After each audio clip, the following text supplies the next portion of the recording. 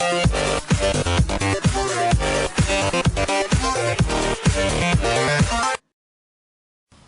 guys, today I'm going to be doing a comparison video between two of my favorite Asics shoes, the Kayano and the GT-2000.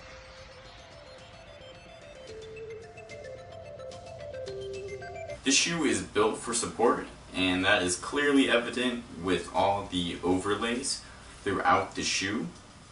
You can see that the majority of them are sewn on, and let's just be frank here, there is a lot of stitching on this shoe.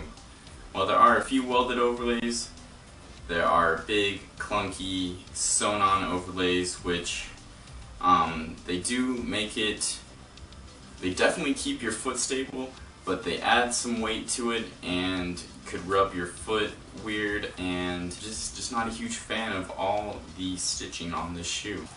The GT-2000 is a little less supportive, and you can also see there are less sewn-on overlays. On the outside of the shoe here, they have some welded-on overlays, which keep some of the weight off. Still provides some support, but still the majority of the overlays are going to be sewn on with a lot of stitching. With most of the shoes coming out today, they're all become very seamless, and I think it's just one thing that Asics could definitely work on.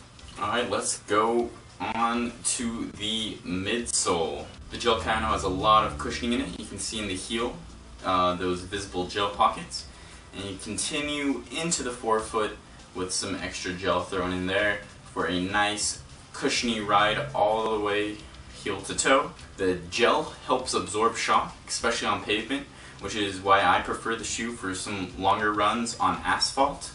You know, keeps some of that shock out of your joints.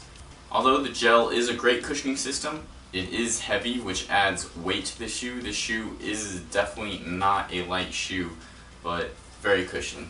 The GT-2000 still has gel cushioning in it, just not as much as the Kayano. It's mainly going to be here in the heel, which you can see. So that's really good for heel strikers. The forefoot doesn't have the gel in it like the Kayano does, which makes it feel a little more responsive in the toe. Isn't as cushiony feeling. Without all that gel, it makes the GT-2000 a little bit lighter as well. Like I mentioned before, the support of these two shoes is a little different. The Kayano is going to be the most supportive here. You can see on most of the shoes there's some speckled dots throughout the medial side, which is a denser material. The Kayano extends part way up the forefoot and most of the heel, which really gives it protection for those severe overpronators. What also helps to that is the heel counter, which comes up higher and comes in further than it does on the GT-2000, which really keeps your heel locked in there and keeps you really stable. The dense material on the GT-2000 is going to be mainly in the center here. It's not going to go as far forward and backwards like the Kayano. It still is a great support shoe for overpronators, and it does have the heel counter as well. It doesn't come up as high or as far in as the Kayano, but still keeps that heel nice and locked in place.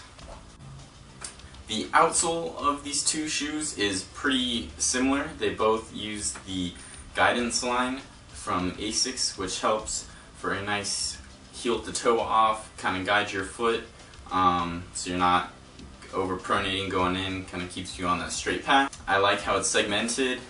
It gives it a nice flexible, not stiff feeling underneath, and their rubber tread, I usually can get close to 700 miles before it's completely worn down. So these are both great shoes. I'd say the main difference between them is going to be if you want a little bit more cushioning and a tad bit more support, you can go with the Kayano, but that's also going to come with a price. It's going to be $160 for that extra gel cushion and tad bit of support. The majority of people are going to go with the 2000. It comes in at $120.